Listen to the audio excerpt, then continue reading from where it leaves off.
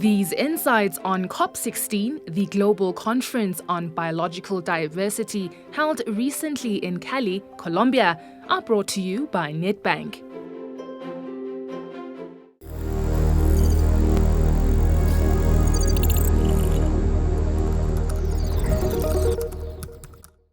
COP16, the 16th meeting of the Conference of the Parties to the Convention on Biological Diversity, took place in Cali, Colombia, a few weeks ago. It was the first biodiversity summit since the adoption of the Kunming-Montreal Global Biodiversity Framework, or GBF, a landmark agreement aiming to halt and reverse nature loss by 2030. Joining me now to discuss outcomes from COP16 from the WWF and the Head of Business Development is Justin Smith. Justin, thank you very much for joining us. Hi, good day there. Justin, both COP29 and COP16 have concluded their global focus on climate change and biodiversity, respectively. What do you think were the main takeaways from COP16? So COP16 was seen as a bit of a mixed bag, unfortunately. There was some progress made in terms of country obligations, but only about 44 of the signatory countries, which are 196, actually submitted national strategy and biodiversity action plans that were updated fully. So there's still a lot of work to be done at a country level to get us towards meeting the big global targets.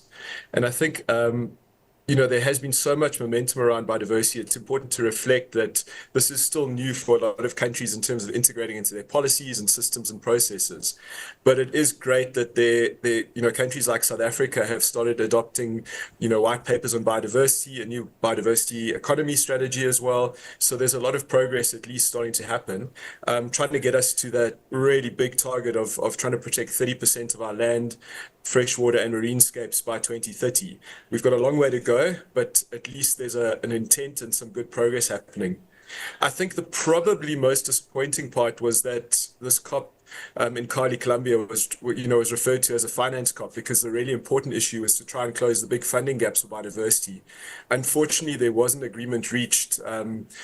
The COP basically ran out of time and ran out of country participation by the last day. So those big targets in terms of trying to redirect funding from negative environmental subsidies incentives and to try and look at new streams of funding for biodiversity protection wasn't agreed. So that's going to have to sit over into 2025 to some of the interim negotiations, potentially in Nairobi or Montreal. But there's at least some positive steps. I think more integration between climate and biodiversity that's being recognized both at the Biodiversity COP and the Climate COP. And from a WWF perspective, it's really critical for us to try and manage these two massive interconnected issues together. You can't make progress on the one without probably acknowledging and integrating the other one as well. Let's talk about funding the Global Biodiversity Framework, or GBF. How will countries mobilize this $20 billion per year promise to support developing nations in implementing the GBF? So I think in much the same way as the Climate COP, there's a recognition that developed economies have caused a lot of the damage in both climate and biodiversity impact. So there's a need to support developing economies with, creating resilience, protecting seascapes and landscapes that are really critical into the future of our ecosystems as well. Particularly if you think that out of the latest WWF Living Planet report, we've lost almost 73% of wildlife populations over the last 50 years. So our ecosystem integrity is under a huge amount of pressure. And we really need more investment in ecosystems to try and look at all of the benefits we get from nature, like food, fuel, medicine, and other services, and recognize that we've got a lot of funding that needs to be directed to try and make that happen.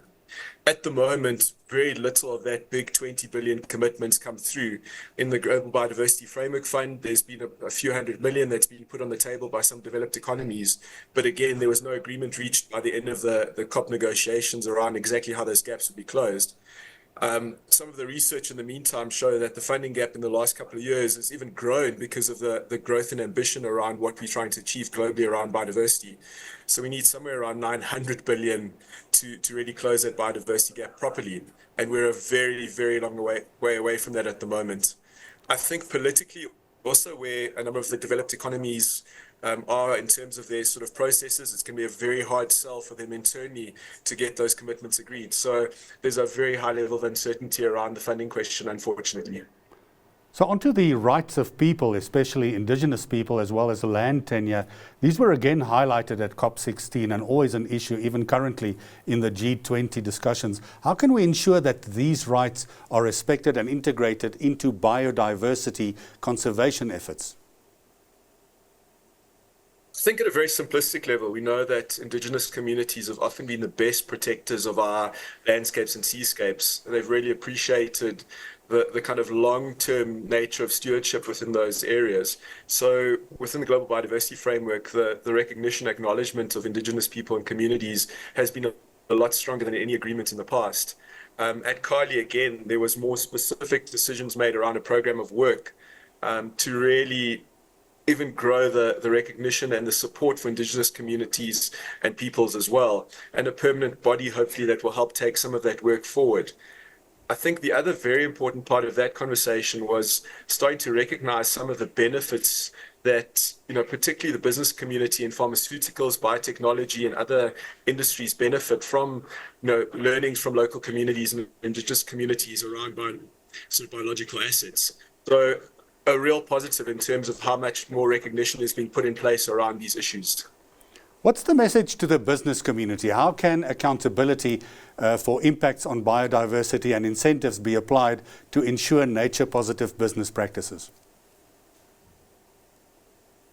I think there's been, again, a huge amount of recognition by the business community that these issues around biodiversity and nature loss are so important. There was the biggest ever business attendance at a biodiversity COP, over 3,000 business representatives. So really recognizing the need to participate and influence the agenda as well. Most businesses also, I think, are becoming clearer that a lot of their business depends on nature. If you're in industries like forestry or food and beverages or aquaculture or many others, your product is incredibly linked to nature, and at the same time, you're potentially causing negative impacts to nature as well. So that kind of risk space is being integrated into things like the Task Force on Nature-Related Financial Disclosure, starting to push businesses to really disclose their dependencies, their risks, and their opportunities around nature. And we're starting to see some good progress from companies in South Africa and internationally around adopting and understanding those different frameworks and the tools that support them, like WWF's Biodiversity Risk Filter as well. Justin, finally, on the issue of targets, how can we effectively monitor progress towards the GBF targets and ensure accountability?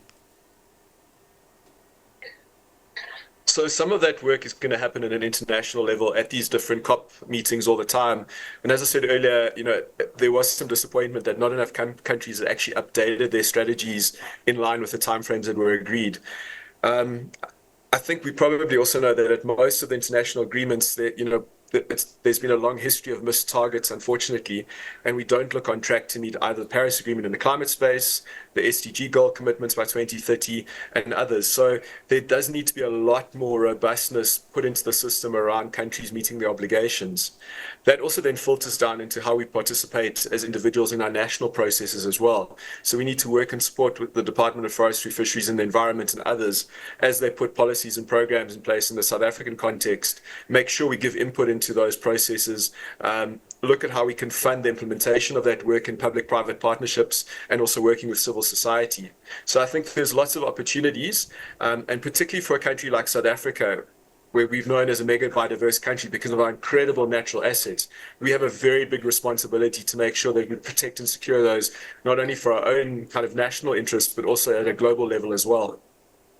Well, we're going to have to leave it there. Justin, thank you very much for taking time out of your schedule and chatting to us from the airport where you're currently waiting to board a plane. Thank you very much. That was Justin Smith of the WWF in South Africa, looking back at COP16 and ahead at global goals and targets to ensure nature is preserved for future generations. You're watching Business Day TV.